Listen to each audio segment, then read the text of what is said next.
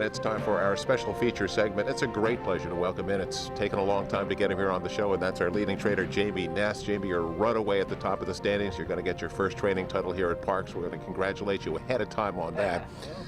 Jamie, you're a native of Heron, South Dakota. Your first racing job was at Canterbury Park, and it was not training horses. No, absolutely not. I was in college. Well, I grew up, my father was a trainer on the bush tracks in South Dakota, so I was very familiar, and I always loved it. And no, I went to college at South Dakota State, and I was into journalism a little bit. So I applied for an internship at Canterbury Park in the press box, and just on a whim, and I got it. So I interned up there in college. I went back to school and finished my degree, and I loved it. And I went back and I got a job doing everything, punching tickets, running the simulcast, just a little bit of everything. So I kind of got back into racing that way. So. Jamie, you're about to, as I said, win your first training title here at Parx, but you are no stranger to winning training titles. You just won the meet at Delaware. You've won 9 at Tampa Bay. You've won just about everywhere you've been. You're only 45 years old, and you've already won more than 3,000 races. You have a chance to put up a huge number by the end of your career. Well, I mean, yeah, I mean, it's really gone by fast. It really has. I started off with 5 horses, bad horses. But, I paid attention to people that were doing good. Instead of me making mistakes, do what they're doing and try to do what they're doing. And I got a little bit better and a little bit better, and I started, getting more horses and doing better. And fortunately, I got hooked up with a Midwest Thoroughbreds through a whim, and he just, gave me the reins, and my career exploded after that. Jamie, when we shut down for 3 months, a lot of trainers were not doing much training. I talked to you right after we came back.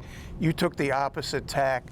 Why did you do that, and how fast did your horses come out of the box running? Obviously, at the time, I didn't know if I was doing it right or not, and nobody did. It was new to everybody, but I was like, when we get going, I think we'll get going, I got to be ready, because I own a lot of my horses. I can't give them one, and, I got a big payroll, big feed bill. When we got to hit the ground running, and fortunately it worked out well for us. We hit the ground running, and we kind of haven't looked back since. You got horses for just about every different class level in the sport.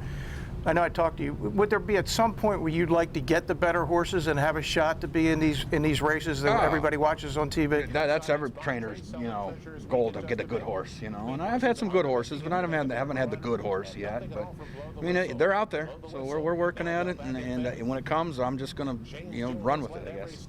Maybe you do so many things well back in your barn, but one of the things you excel at is claiming horses and doing well after those claims. As you go through that process, what are you looking for, and how do you always seem to make them better? Well, Keith, I mean, it's just not by luck. It takes a lot of work. It really does. That's how I got going through claiming. But I mean, I was on the rail every day. I was watching horses. I was watching replays. I was seeing patterns. Unfortunately, a lot of us trainers, we fall into patterns. And I try to know what patterns people got when they aggressive with their horse, when they're not, and stuff. So it's a lot of work. You put a lot of time into it, and if you do all the good things, usually it pays off. You mentioned to Dick just a minute before we came on the air, we were talking about training titles. Tell us about the year where you won just about every training title at just about every track you're on. Tell us about that. Well, I was hooked up with Midwest Thoroughbreds, and he came to me and says, listen, I love this game. I want to be the leading owner in the country. And we got to that point, and it was a lot of work. And he come to me and says, listen, what do I got to do? I want to be set the record for most wins in a year. I'm like, oh, it's going to be tough, and we did. He won we had like 500 wins that year. But it was 2012.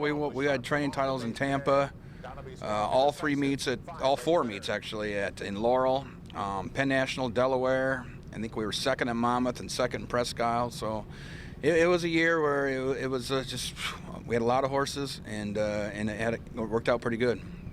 Folks, this guy knows what he's doing. As I said, only 45 years old, already over 3,000 wins. We have no idea what that number is going to get to. But Jamie, congratulations on the success you've had here in 2020, continued success, and I know I'm going to see you again real soon in the winner's circle. So I hope today. Thanks for joining us.